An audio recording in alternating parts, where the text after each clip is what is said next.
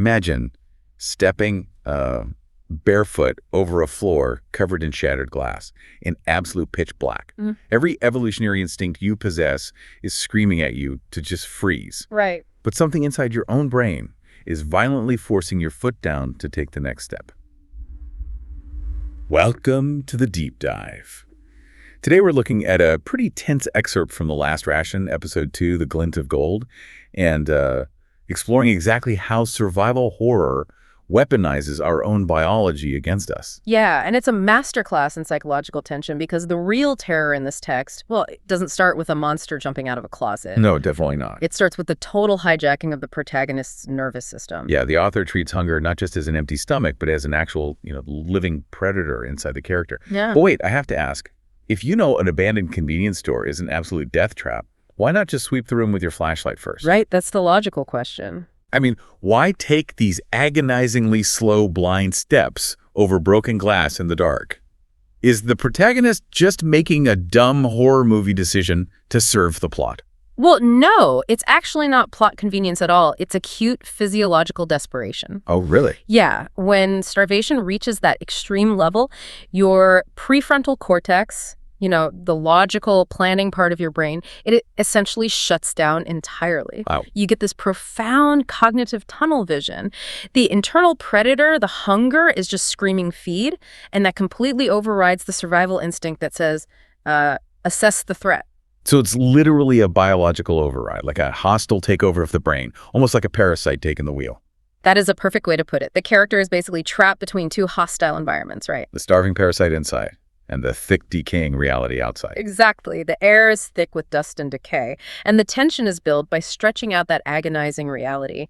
The silence of the store isn't peaceful, it's a loaded spring. Just waiting for a single crunch of glass to snap. Yes. The reader's anxiety spikes because every calculated crunch forces you to feel the collision between the need to move and the need to hide. And then, that tunnel vision finally pays off. The flashlight beam hits something buried beneath a collapsed metal rack. The golden bait. Right. A sealed tin can with a bright amber label. And the text specifically calls it untouched by the rot of the world.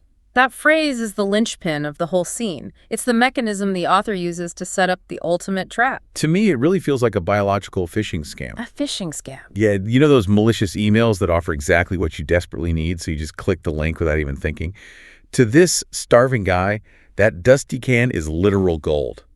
The label is the email subject line that perfectly bypasses his critical thinking. Oh, that's a brilliant way to look at it. From a neurobiological standpoint, the instant he spots that untouched can, his brain just floods with dopamine. Because he finally found calories. Exactly. And that sudden dopamine spike actively suppresses his amygdala, the brain's fear center.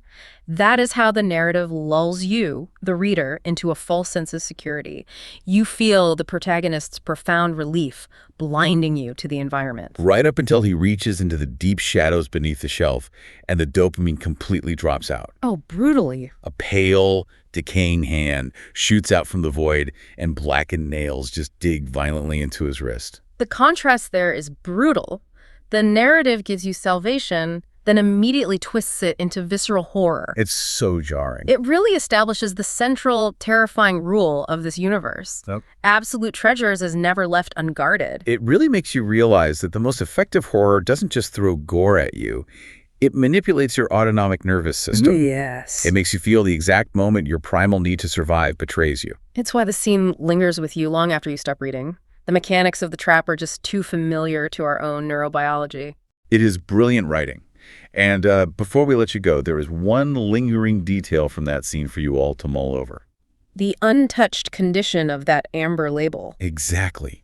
In a world completely covered in dust and decay, a perfectly clean, brightly colored can just happens to be sitting right at arm's length in the shadows. It's a little too convenient, isn't it? It really makes you wonder. Was that golden tin can simply drop there by chance under that rack? Or did that decaying entity hiding in the dark purposefully place an untouched, pristine label right out in the open, specifically to use human desperation as bait?